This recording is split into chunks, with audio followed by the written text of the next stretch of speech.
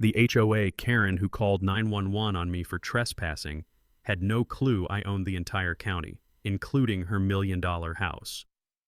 3 squad cars screaming up my dirt road at 7 a.m. Delilah Thornfield steps out in designer heels, stabbing her manicured finger at me like I'm public enemy number 1. "Officer, arrest him! He's illegally occupying HOA property!" I'm sitting there in my grandfather's rocking chair, steam rising from my coffee mug, pine needles crunching under police boots. The sheriff looks mortified. Small town, he knows me. I reach into my flannel pocket, unfold a yellowed document. "Sheriff, you might want to see this." His jaw drops. It's the original 1890s land grant. Every acre she's standing on, mine. Her precious subdivision, built on my family's homestead. The diesel fumes couldn't mask Delilah's panic sweat as reality hit her. What would you do if someone tried to evict you from your own land? Drop your craziest HOA nightmare below and tell me where you're watching from. Let me back up and tell you how this whole mess started. My name's Rex Caldwell, and I'm what you might call an old-school mountain man. Third-generation logger, spent the last 20 years working oil rigs in Alaska, saving every penny. When my dad passed 2 years ago, I inherited the family cabin, a solid log structure my great-grandfather built in 1890 on original homestead land in Pinevale County, Montana.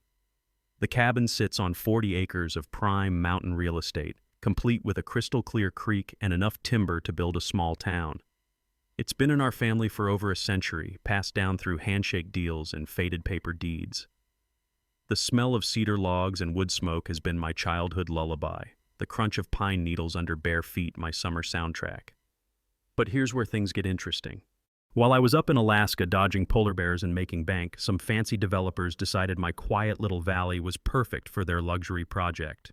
They built Alpine Vista Estates, a gated community where city folks pay $800,000 for the privilege of pretending they're mountain people. Enter Delilah Thornfield. Mid-40s, former corporate lawyer from Seattle, drives a white Tesla that probably costs more than most people's houses. She moved here 3 years ago, bought the biggest house in the development, and immediately got herself elected HOA president. The woman treats that position like she's running for Supreme Court justice. Delilah's got this thing about community standards and property values. What she really means is she can't stand the sight of us locals who don't fit her Pinterest-perfect vision of mountain living. She's got subtle ways of letting you know you don't belong, that condescending smile, the way she calls grown men sweetie, how she always mentions her law degree when disagreeing with you. My first real encounter with Princess Delilah happened on a Tuesday morning. I'm splitting firewood behind my cabin when I hear heels clicking on my wooden porch. She's standing there in a cream-colored business suit, holding a clipboard like it's Excalibur. "Mr. Caldwell, I presume?" She doesn't wait for an answer. "I'm Delilah Thornfield, president of the Alpine Vista Homeowners Association. We need to discuss your property's compliance issues." I set down my axe, wiped the sweat from my forehead. "Ma'am, I appreciate the visit, but I'm not part of your HOA. Her laugh could have frozen the creek. "Oh, sweetie, I'm afraid that's where you're mistaken. Your little cabin sits right in the middle of our community. That makes you subject to our covenants and restrictions." She hands me a certified letter demanding $25,000 in mandatory improvements. New siding, approved paint colors, professional landscaping, the works. 30 days to comply or face daily $500 fines. The taste of well water, metallic and pure, couldn't wash the bitter flavor of injustice from my mouth. "Now listen here, miss." "Dr. Thornfield," she corrected. "I didn't spend 7 years in law school to be called miss." I pulled out my grandfather's original survey map, yellowed with age but legally binding. "Ma'am, this property predates your development by 130 years. I'm not subject to any HOA." She barely glanced at it. "That old paperwork is irrelevant in today's legal environment. You'll comply with our standards, or we'll make sure you do." Her heels clicked away like a countdown timer. That night, I sat on my porch with a mason jar of grandfather's moonshine, watching the lights twinkle in those fancy houses below. General Patton, my bloodhound, sensed the tension and rested his massive head on my knee. The mountain air carried the scent of coming trouble. I didn't know it yet, but Delilah Thornfield had just declared war on the wrong mountain man. What she couldn't possibly understand was that my family didn't build this cabin, we built this entire county. And some legal documents have a way of surfacing when you need them most. But first, I had to survive her opening assault. Delilah didn't waste time turning up the heat. 3 days after her little visit, I'm enjoying my morning coffee when I spot a convoy rolling up my driveway. County code enforcement, 3 inspectors with clipboards, measuring tapes, and the kind of official attitudes that make honest folks nervous. "Mr. Caldwell?" The lead inspector looked like he'd rather be anywhere else. "We've received multiple complaints about possible building code violations. Mind if we take a look around?" Behind them, Delilah sat in her pristine Tesla, engine purring like a satisfied cat, watching through designer sunglasses. The woman had been busy. I could smell the diesel exhaust from their trucks mixing with her expensive perfume as she supervised from her climate-controlled throne. I invited the inspectors in for coffee and homemade jerky. These guys were just doing their jobs, no point making enemies. While they poked around with their instruments, I remembered something my grandfather used to say. "Son, when city lawyers come calling, you better know more law than they do." That's when I pulled out the research I'd been doing since Delilah's threat. Turns out, my cabin was what lawyers call non-conforming use, legally established. Basically meaning, it was here first, so new rules don't apply. I'd spent hours at the county clerk's office learning that grandfather clauses protect old structures from modern regulations. Smart folks dealing with code harassment should always check if their property predates the rules being enforced. "Sir, when was this structure built exactly?" The senior inspector was running his hands over my hand-hewn support beams, admiring the craftsmanship. I spread out my documentation like a poker player revealing a royal flush. Building permits from 1890, survey maps, legal precedents, the works. Every regulation Delilah was trying to use against me simply didn't apply to a cabin that predated them by 60 years. The inspector spent 2 hours crawling through every corner. My 1962 septic system was still functioning perfectly. The electrical work, updated in 1995, exceeded current safety standards. The well water tested cleaner than anything piped in from the city treatment plant. As they packed up their gear, the lead inspector shook his head. "Mr. Caldwell, your property is in full compliance, better maintained than most new construction, honestly. We'll file our report today." Through my kitchen window, I watched Delilah's face contort as the inspectors delivered the news, her jaw clenched tight enough to crack those perfect veneers. But the woman was far from finished. That afternoon brought my first real taste of her cunning. I returned from town to find her Tesla parked sideways across my driveway entrance, blocking all access to my property. When I approached, she rolled down her window with a smile that could freeze hell itself. "Oh, Rex, I'm so sorry. I was just checking our property boundaries." She gestured toward the ground with manicured nails. "This area right here, it's technically HOA common space according to our newest survey." The scent of mountain pine couldn't mask the stench of her lies. My driveway had been worn smooth by 3 generations of Caldwell vehicles since 1923. But here was the twist that caught me off guard. She'd had the HOA commission a brand new boundary survey, one that conveniently adjusted the property lines to include my access road. "Ma'am, you're blocking legal right-of-way access that's been established for a century." "I don't think so, sweetie, but feel free to call the sheriff if you disagree." Her tone dripped false concern. She knew Sheriff Martinez wouldn't arrest the HOA president over a property dispute without ironclad evidence. For the next week, Delilah made my life miserable with surgical precision. Her Tesla appeared at random times like a white specter, always blocking something critical. She photographed my violations with the dedication of a wildlife photographer, firewood stacked too high, my truck parked at the wrong angle, General Patton relieving himself on what she claimed was sacred HOA grass. The woman even called the local newspaper herself. "Concerned citizen fights to maintain community standards," read the headline. She painted me as a hillbilly holdout threatening everyone's property values. Half the Alpine Vista residents swallowed her story whole. Nobody wants their $800,000 investment devalued by a neighbor with work boots and a functioning pickup truck. But something beautiful happened in response. The old mountain families, folks whose roots ran deeper than Delilah's bank account, started appearing at my door. They brought casseroles, offered help with repairs, and shared their own horror stories.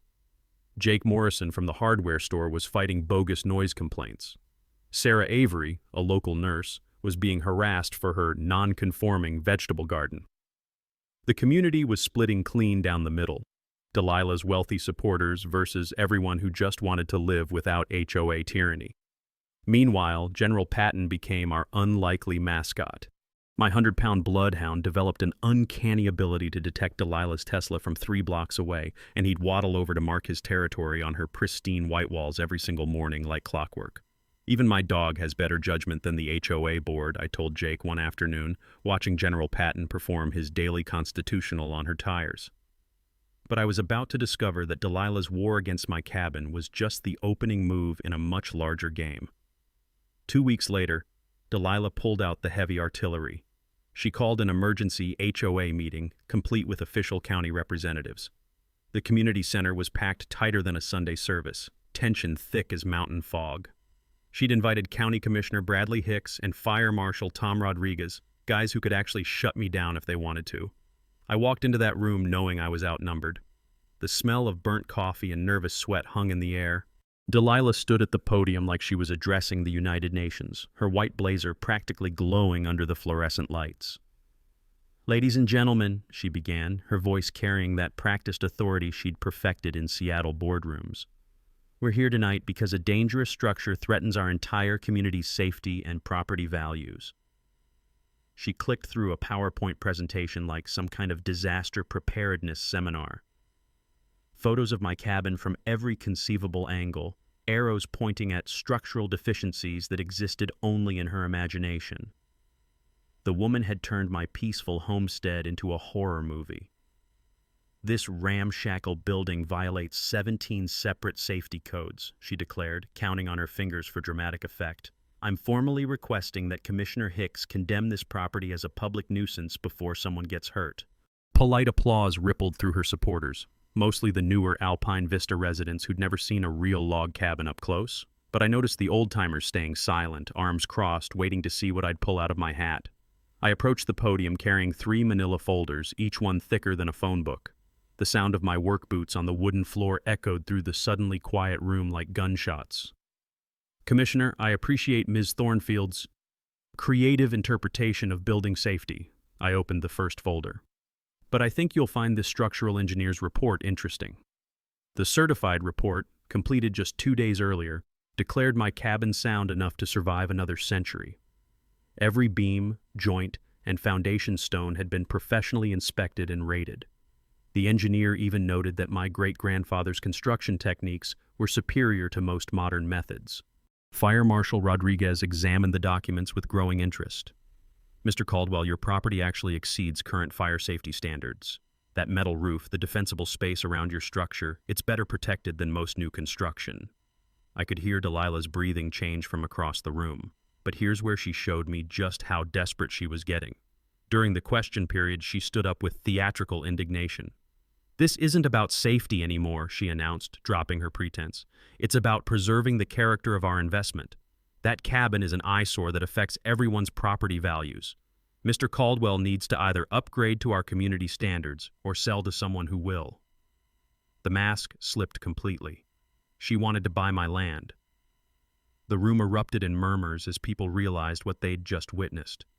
This wasn't about safety or community standards, it was a land grab, pure and simple.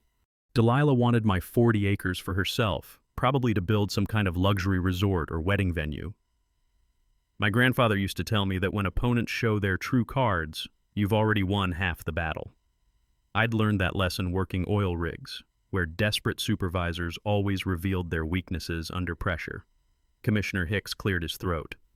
"Ms. Thornfield, the county doesn't condemn private property to improve someone else's view. Mr. Caldwell's documentation appears to be in perfect order." But Delilah wasn't finished fighting dirty. Over the next few days, she launched a coordinated harassment campaign that would have impressed a military strategist. Noise complaints about my morning wood chopping, filed daily at exactly 7:01 a.m., 1 minute after the legal noise ordinance allowed such activities. She'd researched the regulations and was gaming the system.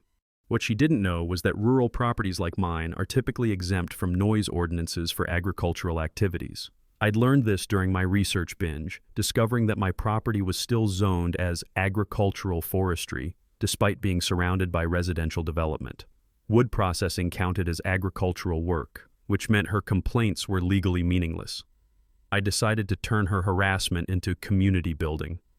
Every morning when I split firewood, I invited neighbors to come grab free logs for their own fireplaces.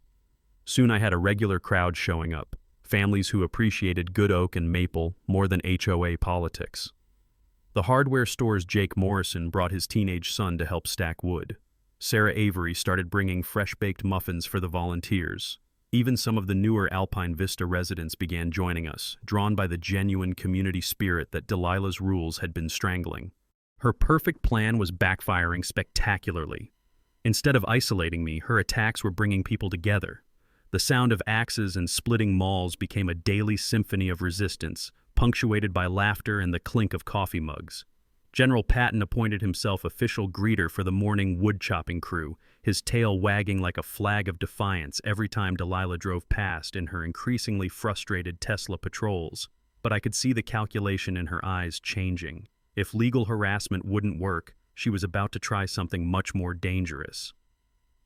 Delilah's next move came at me from a direction I never saw coming.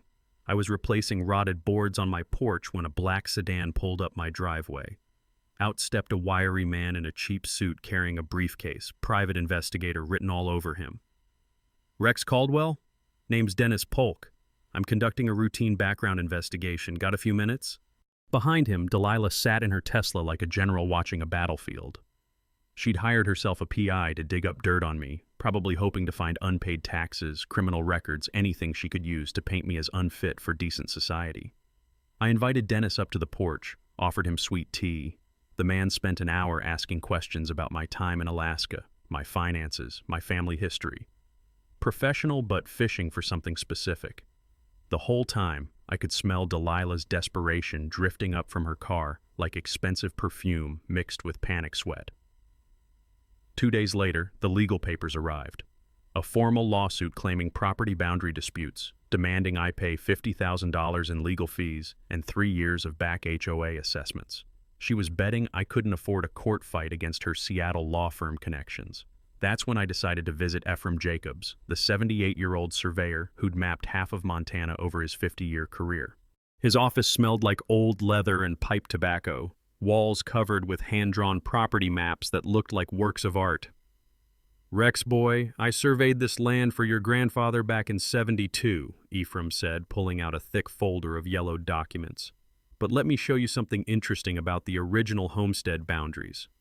He spread out a 1890s territorial survey map, tracing property lines with a gnarled finger. My jaw dropped as I realized what I was looking at. The original Caldwell homestead wasn't just 40 acres around my cabin. It encompassed nearly 400 acres, including half of what was now Alpine Vista Estates. "Ephraim, are you telling me my great-grandfather owned land that's now under their development?" The old man's eyes twinkled. "Son, according to these original documents, your family owned everything from Copper Creek to Eagle Ridge. That's where it gets real interesting. When your grandfather sold parcels over the years, he retained the mineral and water rights. Standard practice back then." My heart started pounding as the implications hit me. Every fancy house in Alpine Vista was technically built over my family's retained subsurface rights. Delilah's million-dollar lots were sitting on top of water and mineral rights that still belonged to me. I spent the next week at the county courthouse digging through deed records like an archaeological expedition. Every property transfer confirmed what Ephraim had told me. The Caldwell family had retained subsurface rights on hundreds of acres. My ancestors had been smarter than I'd given them credit for. The beauty of it was breathtaking. Delilah had spent months researching surface property laws, building codes, and HOA regulations, but she'd completely missed the underground legal foundation that could bring her entire development crashing down. While I was discovering my family's buried treasure, Delilah was escalating to pure desperation. She filed false police reports claiming I'd threatened her during our property dispute. Called the sheriff 3 times in 1 week, each story more dramatic than the last. "She's claiming you followed her to the grocery store and made threatening gestures," Sheriff Martinez told me, clearly embarrassed. "Rex, I've known you since you were knee-high. This woman's losing her mind." I'd learned in Alaska that when people get cornered, they either surrender or go completely crazy. Delilah was choosing option 2. She organized a media campaign calling me a dangerous mountain hermit who threatened community safety. Local TV ran her story, complete with dramatic interviews about feeling terrorized by her neighbor. But I had something she didn't. the quiet support of working people who recognized genuine character. Veterans groups started showing up at my cabin, offering solidarity. The regional newspaper began investigating HOA overreach stories. Even the state property rights advocacy group reached out with offers of pro bono legal help. The funniest part was watching Delilah's own HOA board start distancing themselves from her increasingly unhinged behavior. Her dramatic accusations were making reasonable people uncomfortable. Board members who'd initially supported her community standards crusade began questioning whether she'd gone too far. I remember one evening sitting on my porch with General Patton, watching Delilah practice her victim routine in her Tesla down by the mailbox. She was rehearsing dramatic gestures in her rearview mirror, preparing for another media interview. "Patton, that woman's digging her own grave with a silver spoon," I told my faithful hound. He thumped his tail in agreement, then trotted down to leave his daily calling card on her white walls. The next morning brought news that changed everything. My retained mineral and water rights weren't just a legal curiosity. They were about to become the nuclear option that could end this war permanently. But first, I had to decide whether I was the kind of man who'd use that power, or if there was a better way to win. The bombshell dropped on a Tuesday morning while I was researching case law at the county clerk's office. Margaret Peterson, the clerk who'd been filing deeds since the Carter administration, was helping me trace my family's property history when she pulled out a leather-bound ledger I'd never seen before. "Rex, honey, you might want to sit down for this," she said, her reading glasses perched on her nose like a wise old owl.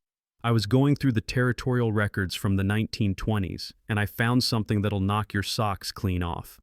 She opened the ledger to a page marked with a faded ribbon. There, in my great-grandfather's careful handwriting, was a land grant document that made my blood run cold. Not 40 acres, not even 400 acres.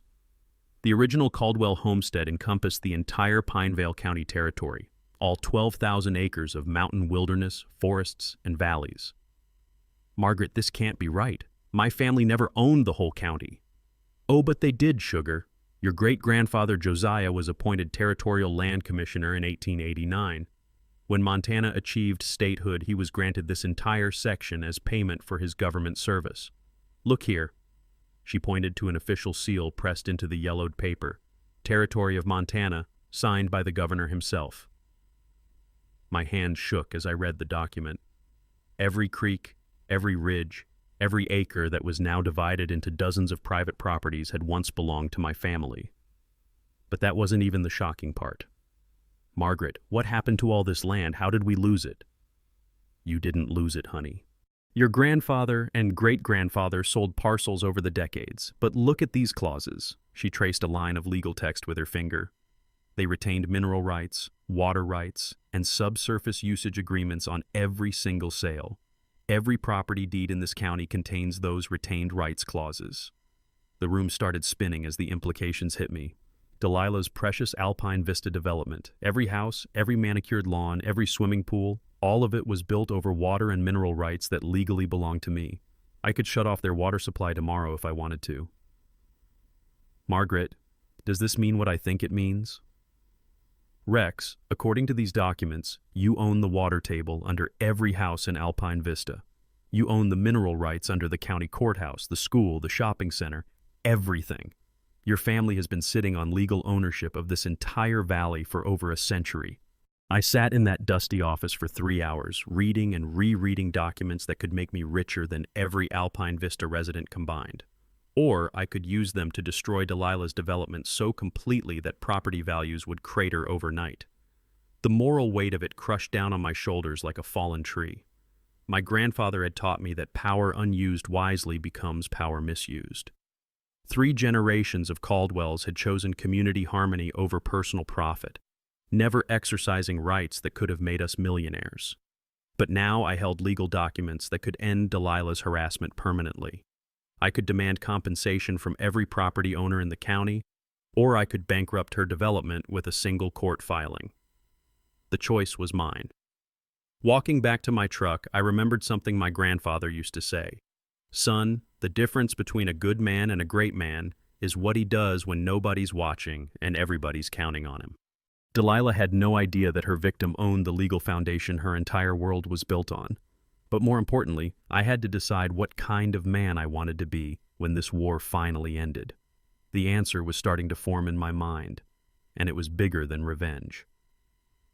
That night, I sat on my porch with a mason jar of grandfather's moonshine, staring at those yellowed documents spread across my kitchen table like battle plans. General Patton sensed my mood and pressed his massive head against my knee, offering silent support. The mountain air carried the scent of pine and possibility, but also the weight of enormous responsibility. I could destroy Delilah with a single court filing, but destroying her meant destroying innocent families who'd invested their life savings in Alpine Vista homes. Kids would lose their bedrooms, retirees would lose their nest eggs, working families would face bankruptcy. That wasn't justice. That was revenge dressed up in legal paperwork. There had to be a better way. The next morning, I started making phone calls. First was Sarah Blackwood, an environmental lawyer I'd read about in the regional newspaper. She specialized in community land preservation and had a reputation for finding win-win solutions to complex property disputes. "Mr. Caldwell, what you're describing sounds like a perfect candidate for a community land trust," she said during our phone conversation. "It's a legal structure that separates land ownership from home ownership. Residents own their houses, but the community collectively owns the underlying land." Sarah agreed to drive up from Missoula that weekend. When she arrived at my cabin, she brought along Dr. Ruby Sterling, a conservation biologist who'd been mapping endangered species habitats throughout Montana. Ruby took one look at my property and nearly jumped out of her hiking boots. "Rex, do you realize you've got 3 endangered species living on this land? Northern bog lemmings, grizzly bear corridors, and old-growth forest habitat that's been undisturbed for centuries." Her eyes lit up like a kid on Christmas morning. This could qualify for federal protection status. The third member of my unofficial brain trust was Harold Finch, the local banker who'd been financing mountain properties for 40 years. Harold understood the development economics better than anyone, and more importantly, he understood people. "Son, what you're talking about is revolutionary," Harold said, examining the territorial documents with a banker's careful eye. "Community land trusts exist in over 250 locations across the country. They prevent gentrification while preserving communities. Residents typically save 25 to 50% on housing costs compared to traditional ownership." Over the next 2 weeks, we hammered out a plan that was both simple and brilliant. The Pinevale County Conservation Trust would own all the land cooperatively, while residents maintained ownership of their homes. Instead of Delilah's HOA dictatorship, we'd have democratic governance where every resident got an equal vote on community decisions. The financial mechanics were elegant. My water and mineral rights would become the trust's foundational assets, providing long-term revenue for infrastructure and conservation programs. Current residents could buy into the trust at affordable rates, with their property values protected but speculation prevented. Sarah explained how other communities had made similar transitions work. In Vermont, the Champlain Housing Trust has preserved affordability for over 3,000 families while maintaining property values. The key is making sure everyone benefits, not just the original landowner. The conservation component was Dr. Ruby's passion project. We'd preserve 8,000 acres as protected wilderness while allowing sustainable development on the remaining 4,000 acres. Federal conservation grants could fund hiking trails, environmental education centers, and wildlife research facilities. I learned that community land trusts had prevented displacement in expensive areas like San Francisco and Burlington, while creating economic opportunities through sustainable tourism and green businesses. The model had been tested and proven successful for decades. Harold ran the numbers on sustainable tourism revenue. "Rex, with proper marketing, this could create 47 permanent jobs: guides, maintenance, education staff, hospitality. The economic impact would benefit everyone in the valley, not just trust members." During our planning sessions around my kitchen table, I watched these 3 professionals get genuinely excited about transforming a property dispute into a community renaissance. The smell of wood smoke from my fireplace mixed with the aroma of Sarah's endless coffee brewing as we worked late into mountain evenings. The legal structure would require 75% approval from current residents, which meant convincing people that cooperation was better than competition. We'd need to overcome decades of individualistic thinking and show folks that shared ownership could mean shared prosperity. "The beautiful thing about community land trusts," Sarah explained, "is that they're inherently democratic. No more HOA presidents making unilateral decisions. every major choice gets voted on by the entire community. As we finalized our presentation materials, I realized what we were really creating wasn't just a legal solution. It was a return to the values my great-grandfather had embodied when he first settled this valley: community over profit, cooperation over conflict, stewardship over exploitation. The plan would transform Delilah's tyrannical development into something my ancestors would be proud of. But first, I had to survive her final desperate attacks and convince an entire community that there was a better way forward. General Patton thumped his tail approvingly as we sealed the presentation folders. Even my dog knew we were onto something special. Delilah must have sensed something was shifting in the wind. While I was quietly building my dream team and planning the future, she was watching my cabin through binoculars like some kind of suburban spy. Her paranoia reached new heights when she spotted Sarah's legal briefcase and Dr. Ruby's official state vehicle parked in my driveway during our planning sessions. "That mountain man is plotting something," I overheard her telling another HOA board member at the post office. Her voice had taken on a shrill edge that made the postal clerk wince. "He's meeting with lawyers and government officials. Mark my words, he's planning to sue us all into bankruptcy." She wasn't wrong about the plotting part, but she'd completely misunderstood my intentions. In Delilah's world, every legal consultation meant litigation. Every official meeting meant someone was getting destroyed. The idea that I might be working toward a solution that benefited everyone was beyond her comprehension. Her response was swift and vicious. Within days, she'd organized what she called a community safety patrol, basically a neighborhood watch program designed to spy on my every move. Volunteer residents took shifts monitoring my property from the road, documenting my visitors, photographing my activities, and reporting back to their fearless leader. The harassment escalated when she convinced 3 HOA board members to file a joint restraining order against me, claiming I'd made threatening statements during our previous encounters. The sheriff served the papers on a Thursday morning, looking more embarrassed than I'd ever seen a lawman. "Rex, I'm sorry about this, but I have to follow procedure," Sheriff Martinez said, handing me the legal documents. "She's claiming you told her you'd make her pay during that HOA meeting." What I'd actually said was that her harassment would backfire eventually, but Delilah had twisted my words into legal ammunition. The restraining order prohibited me from coming within 500 feet of any HOA property or events, effectively trapping me on my own land like a prisoner.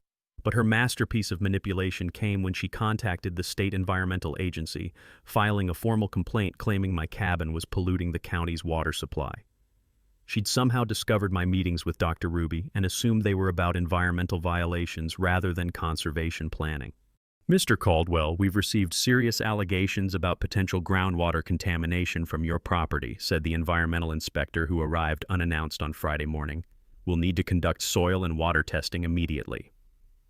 While the inspector collected samples, Delilah held court across the road, explaining to anyone who'd listen how she was protecting the community from environmental disaster. Her performance attracted a small crowd of concerned residents, exactly as she'd planned. The irony was delicious. My property had the cleanest water in the county, fed by an underground spring that had been pure for centuries. The environmental tests would prove that my land was actually improving local water quality, not harming it. But Delilah was betting that the investigation itself would damage my reputation before the results came back. Meanwhile, I continued my quiet preparation for the community land trust proposal.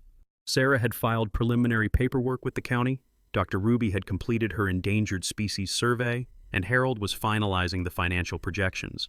Every piece was falling into place for our big reveal. The environmental inspector returned the following week with test results that vindicated everything Dr. Ruby had told me. "Mr. Caldwell, your property shows zero contamination and actually helps filter groundwater for the entire valley. Whoever filed this complaint was either misinformed or malicious." I could have demanded an investigation into Delilah's false environmental reporting, but that would have been playing her game. Instead, I used the clean test results as another building block for the Conservation Trust proposal. Federal environmental protection would be easier to obtain with documented proof of habitat quality. Delilah's escalating tactics were having an unintended consequence. They were alienating reasonable people who'd initially supported her community standards crusade. The safety patrols, restraining orders, and false environmental complaints made her look increasingly unstable rather than protective. Sarah Avery, the nurse with the non-conforming garden, stopped by my cabin one evening with a basket of fresh vegetables and some inside information. Rex, half the HOA board wants to remove Delilah as president. Her spending on lawyers and investigators is bankrupting the association, and people are getting tired of the drama. Even some of her wealthy supporters were questioning whether the cure had become worse than the disease. Property values weren't threatened by my rustic cabin. They were threatened by living in a community at war with itself. The smell of autumn leaves and wood smoke filled the evening air as I sat planning my next move. General Patton had stopped his daily Tesla tire marking routine, sensing that bigger changes were coming. The old dog's instincts were right. We were about to transform this conflict into something nobody, including Delilah, could have imagined. Delilah's final act of desperation came on a crisp October morning when I least expected it. I was splitting oak logs behind my cabin when Jake Morrison from the hardware store came tearing up my driveway in his pickup, gravel spraying like buckshot. "Rex, you need to know what that woman's up to," he said, jumping out of his truck with his face red as a stop sign. "She tried to bribe Commissioner Hicks yesterday, offered him a $50,000 campaign contribution if he'd condemn your property as a health hazard." My axe stopped mid-swing. Even knowing Delilah's capacity for manipulation, attempted bribery of county officials crossed a line I hadn't imagined she'd dare approach. The smell of split wood and morning dew couldn't mask the stench of corruption that was following her around like cheap perfume. "Jake, how do you know this?" "Because Hicks called Sheriff Martinez immediately after she left his office. He was so disgusted he wanted it on record. But that's not all. She's hired some outside HOA management company from Denver. They're supposed to take aggressive legal action against problem residents." The management company she'd recruited had a reputation that made loan sharks look ethical. Mountain Property Solutions specialized in hostile takeovers of struggling HOA communities, jacking up fees and forcing out long-term residents to flip properties for luxury development. Their motto was literally maximum property value through strategic enforcement. Within 48 hours, I received certified letters demanding immediate payment of $73,000 in accumulated fines, legal fees, and emergency assessments. They'd calculated 3 years of retroactive HOA dues at $500 per month, plus daily violation penalties for everything from my truck's faded paint to General Patton's unauthorized pet waste on their precious common areas. But here's where Delilah's desperation revealed her fatal mistake. In hiring outside enforcement, she'd lost control of the narrative. Mountain Property Solutions didn't care about community relations or local politics. They were purely mercenary, which made longtime Alpine Vista residents nervous about their own future treatment. The company's representatives were everything mountain folks despise: slick-talking city boys in expensive suits who treated local people like obstacles to profit. Their leader, a weasel-faced man named Marcus Brennan, actually told Sarah Avery that her vegetable garden was incompatible with luxury community standards and would need to be removed immediately. "Ma'am, we're implementing comprehensive property value enhancement protocols," Brennan explained to a packed HOA meeting, his voice dripping with corporate buzzword nonsense. "Non-conforming elements must be eliminated to preserve investment integrity." Translation: anyone who didn't fit their country club vision would be regulated, fined, or sued out of existence. Delilah had essentially hired corporate bullies to finish what she'd started, not realizing that this would unite the entire community against her. Meanwhile, my secret weapon was nearing activation. The FBI's Public Corruption Unit had been quietly investigating Delilah's bribery attempt, and their interest expanded when they discovered Mountain Property Solutions was under federal investigation for racketeering in 3 other states. Her timing couldn't have been worse. Sarah completed the legal paperwork for the Community Land Trust just as federal environmental protection was approved for my property's endangered species habitat. Dr. Ruby's biological survey had identified critical breeding grounds for threatened wildlife, which meant federal law now trumped local HOA regulations entirely. The banking consortium Harold had assembled was ready to finance the community transition for any residents who wanted to participate. We'd structured the deal so that current homeowners could maintain their property values while gaining protection from future speculation and HOA tyranny. But Delilah was oblivious to the constitutional convention brewing in her backyard. She was too busy planning what she thought would be her final victory, a massive public confrontation that would destroy my reputation permanently and clear the way for her land acquisition dreams. She organized what she called an emergency community safety meeting for the following Thursday, complete with media invitations and a formal presentation about the ongoing threat to Alpine Vista's security and property values. Local TV stations were promised dramatic revelations about my dangerous activities and environmental crimes. What she didn't know was that I'd already scheduled my own presentation for the exact same meeting. County commissioners had agreed to hear my community land trust proposal. Federal wildlife agents would be present to discuss the endangered species protections, and Sarah had prepared a legal briefing that would change everything. General Patton seemed to sense that our long ordeal was finally approaching its climax. He'd stopped his daily Tesla tire marking routine and started following me everywhere with unusual attentiveness, as if he knew his human needed extra support for the battle ahead. The irony was perfect. Delilah had arranged her own public downfall, scheduling the meeting that would expose her corruption while revealing the solution that could transform our entire community. Sometimes justice has a sense of humor about timing. All that remained was surviving her final assault and delivering the mic drop moment that would end this war forever. The Pinevale County Community Center had never seen a crowd like this. Every folding chair was occupied. People lined the walls 3 deep, and local TV crews had their cameras positioned like this was some kind of political convention. The air buzzed with tension and whispered conversations mixed with the scent of burnt coffee and nervous anticipation. I arrived 15 minutes early, carrying a single manila folder and wearing my best flannel shirt, the one without any holes. Sheriff Martinez nodded at me from his position near the back wall, flanked by 2 FBI agents who'd driven up from Billings. County Commissioner Hicks sat at the head table looking like a man who'd rather be anywhere else on earth. Delilah made her entrance like a prosecuting attorney approaching a murder trial. Designer suit, perfectly styled hair, briefcase that probably cost more than my truck. She'd brought reinforcements, Marcus Brennan from Mountain Property Solutions and 2 other corporate suits who looked like they'd been hired to intimidate small-town folks into submission. "Ladies and gentlemen," she began, her voice carrying across the packed room with practiced authority. "We're here tonight because our community faces an unprecedented threat to our safety, our property values, and our way of life." She clicked through a PowerPoint presentation that would have impressed a disaster preparedness seminar. Photos of my cabin from every conceivable angle, charts showing theoretical property value impacts, and a timeline of what she called my escalating antisocial behavior.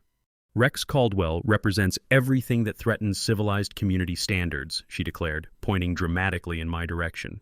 "His refusal to comply with reasonable regulations has created a dangerous precedent that could destroy everything we've built here." The performance was masterful, hitting every fear button her audience possessed. She painted me as a backwards mountain hermit whose stubborn resistance was costing everyone money and peace of mind. "I'm formally requesting that the county commissioners exercise their authority to condemn this dangerous property before someone gets hurt," she concluded, with the flourish of a closing argument. "Mr. Caldwell has had multiple opportunities to be a good neighbor. Instead, he's chosen to wage war against progress and prosperity." Polite applause rippled through her supporters, though I noticed several people staying silent, arms crossed, waiting to hear the other side of the story. The old-timers knew something was coming. You could see it in their eyes. Commissioner Hicks cleared his throat. "Thank you, Ms. Thornfield. Mr. Caldwell, you've requested time to respond?" I stood up slowly, the sound of my work boots echoing through the suddenly quiet room like thunder. Every eye followed me to the podium, cameras zooming in for what they expected would be a stammering defense from an overwhelmed mountain man.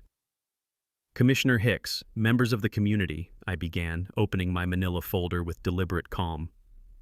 "Ms. Thornfield has raised some interesting points about property rights and community standards. But before we discuss her concerns, I think everyone should know who actually owns the land we're talking about." I pulled out the territorial land grant document, yellowed with age but official as the Constitution itself. This is the original 1889 territorial grant that established the Caldwell homestead. Not 40 acres, as Ms. Thornfield believes, but the entire Pinevale County territory. All 12,000 acres of it. The room erupted in gasps and murmurs as I continued. Every property deed in Alpine Vista contains retained mineral and water rights clauses. The fancy houses, the manicured lawns, the swimming pools, they're all built over water rights that legally belong to my family and have for 135 years. Delilah jumped up like she'd been electrocuted. "That's impossible. I researched every deed, every regulation. You researched surface property law, ma'am. You missed the subsurface rights that could shut off your water supply tomorrow if I chose to exercise them." The silence was deafening. You could have heard a pine needle hit the floor. Delilah's face cycled through disbelief, rage, and dawning horror as she realized the magnitude of her legal oversight. "But I'm not here to punish anyone," I continued, raising my voice over the growing crowd noise. "I'm here to offer something better than HOA tyranny or legal warfare." I gestured to Sarah, Dr. Ruby, and Harold, who stood up from their seats in the audience. The Pinevale County Conservation Trust, a community land trust that would preserve 8,000 acres as protected wilderness while giving residents democratic control over their own neighborhood, ending HOA dictatorship forever. The standing ovation started with the old mountain families and spread through the crowd like wildfire. Even some Alpine Vista residents began applauding as they realized what I was offering: freedom from Delilah's rule and protection from future speculation. That's when FBI agent Patricia Morrison approached the podium with her badge displayed. "Ms. Thornfield, you're under arrest for attempted bribery of a public official." As they read Delilah her rights, Marcus Brennan was quietly slipping toward the exit, probably hoping nobody noticed his company was also under federal investigation. The cameras captured every moment of her public humiliation. The woman who'd tried to destroy me was being perp-walked past the very people she'd claimed to protect. 30 days later, the entire valley gathered at my cabin for what we called the Great Decision Barbecue. The smell of hickory smoke and autumn pine mixed with something I hadn't experienced in years: the scent of genuine community joy. Kids ran between picnic tables while their parents cast votes with the kind of excitement usually reserved for Christmas morning. The final tally made my grandfather's spirit smile from wherever mountain souls go to rest: 87% approval for the Pinevale County Conservation Trust. Even former Delilah supporters had discovered that democratic governance beat HOA dictatorship every single time. Sarah Avery brought her famous green bean casserole, while Jake Morrison donated lumber for our makeshift voting booth. General Patton had appointed himself official greeter, his tail wagging like a victory flag as children who'd once feared the dangerous hermit's dog now smuggled him bacon scraps under the tables. By unanimous vote, I became the trust's first president, a title I accepted knowing real leadership meant lifting others up, not holding them down. Our first act established a community council representing every neighborhood, every demographic, every voice that had been silenced by corporate HOA tyranny. The transformation exceeded everyone's dreams. Property values stabilized while housing costs dropped for families joining the trust. Our 8,000-acre conservation easement attracted federal grants funding hiking trails, an environmental education center, and wildlife research facilities that brought scientists from across the country. Sustainable tourism created 47 permanent jobs: trail guides, environmental educators, lodge staff, and maintenance crews. Local businesses thrived as visitors came to witness democracy in action, proof that communities choosing cooperation over conflict could prosper beyond anyone's imagination. Delilah's downfall became a cautionary tale spreading far beyond our mountains. Federal bribery charges cost her law license and resulted in 2 years probation plus 500 hours community service. Mountain Property Solutions collapsed under racketeering investigations, their predatory business model finally exposed. Her Alpine Vista mansion sold at a loss to a young teacher's family who immediately planted vegetables in the front yard, exactly what she'd tried to prevent. The annual Pinevale Freedom Festival became our signature celebration, featuring local crafts, environmental education, and bluegrass music echoing off granite ridges. Last year's festival raised scholarship funds, sending 12 mountain kids to college, continuing my grandfather's belief that education opens doors these mountains can't provide.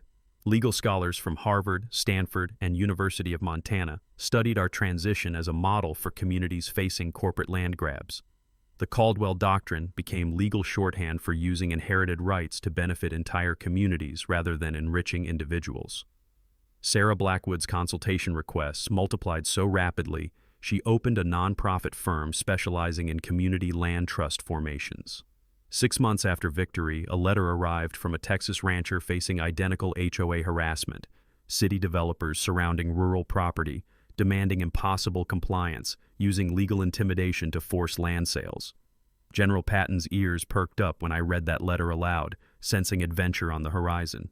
"Seems like tyranny spreads faster than wildfire these days, old boy," I told him, scratching behind his graying ears. "Maybe we ought to help that Texas fellow discover what we learned here." Our humble cabin became an unlikely pilgrimage site for property rights advocates and environmental conservationists. The combination of legal victory, community cooperation, and land preservation created a replicable model working everywhere except in corporate boardrooms and HOA management offices. But the real victory wasn't legal or financial, it was personal. Every evening, I sit on the porch my great-grandfather built, watching chimney smoke rise throughout the valley as families gather in homes they truly own. The pine trees whisper stories of justice served and communities healed, while General Patton snores contentedly, his daily Tesla-marking duties long retired. Sometimes the sweetest revenge isn't destroying enemies. It's proving that cooperation always defeats corruption, that quiet competence outlasts loud aggression, and that communities are strongest when built on shared values rather than shared fears. The mountain air carries the sound of children's laughter, the smell of home-cooked dinners, and the promise that tomorrow will be better than today because we chose to work together instead of tear each other apart. That's what real victory feels like, not defeating someone, but lifting everyone. So drop a comment below sharing your worst HOA nightmare story, and smash that subscribe button for HOA stories if you want more justice-porn victories like this one. Where are you watching from? Let me know. I love hearing from folks who believe communities thrive when neighbors become allies instead of enemies. Thanks for being here with us at HOA Stories. If you enjoyed today's showdown and seeing an HOA Karen get put in her place, click like, sound off in the comments, and subscribe to catch the next week's drama. You don't want to miss it.